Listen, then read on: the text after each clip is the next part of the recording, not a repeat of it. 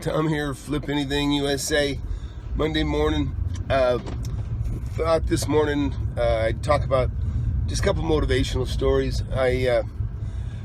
Some are mine, some aren't. One of the biggest ones has nothing to do with me, but it was in a little town that I lived in. So this is a town in California.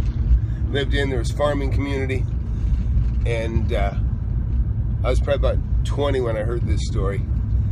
There was these two builders that had worked together for a long time, and they'd build a house together, and I can barely remember the name of their company. I'm not going to say who they are, but anyhow, they'd worked together for quite a while and building homes. And I don't know exactly the arrangement of their business, but there were definitely two last names put together, made the name of their construction company.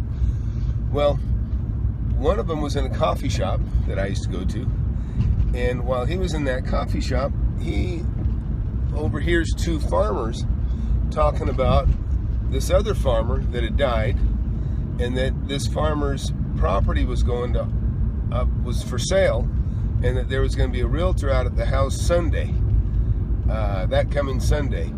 And so the person that was marketing the property wasn't doing a good job. It was a Century 21 person, actually, that represented these guys, I believe. And but it was like, from what I understand, it was Century 21 woman, and she was a realtor, but like a house realtor. She didn't really know land, I don't think she was all that bright, and you'll see why.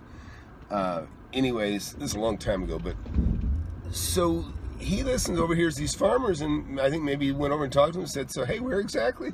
And either way, he figured out where this thing was happening. And so he goes there that Sunday, and he's the only one that showed up. But I don't think there was a lot of people that knew. But these two farmers were talking about, so he gets there anyhow. It's 160 acres. It's 160 acres with a house and some farm buildings. And so I guess the relatives of this guy that came out, they were like out of Oklahoma, where land is like $100 an acre, and so he says, look, I'll give you $1,000 an acre, $160,000. And he was the only one there, and they thought, well, that sounds like a good deal. And so they made that deal. And so the property was probably worth closer to $40,000 an acre.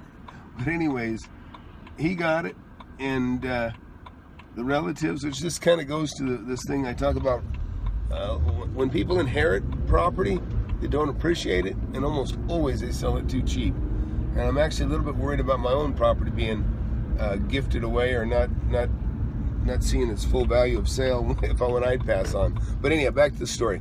So anyhow, this guy gets his property, and he's nervous as heck because it's going to take 80 days to close, or for whatever reason. But he already makes a deal. He sells one piece of it for like $2.5 million, and then the other remainder for just about $3 million. And so as soon as that deal closes, he makes those deals. He sells off the land, and makes about, say, $5 million. And he ended his partnership. He said, I'm done building houses. And from what I understand, I don't think he included his buddy, so there's a little bad blood there. But anyways, just keeping his eyes open, keeping his ears open, keeping his mouth shut, he overheard that deal, and any one of those farmers could have got that same property. They just probably weren't even interested. Or they thought, oh, it'll sell too high, or who knows what they were thinking. But anyhow, he was the only one that showed up. He got it. That's why it's so very important to be first. If you can't be first, you want to be second. The second's next in line.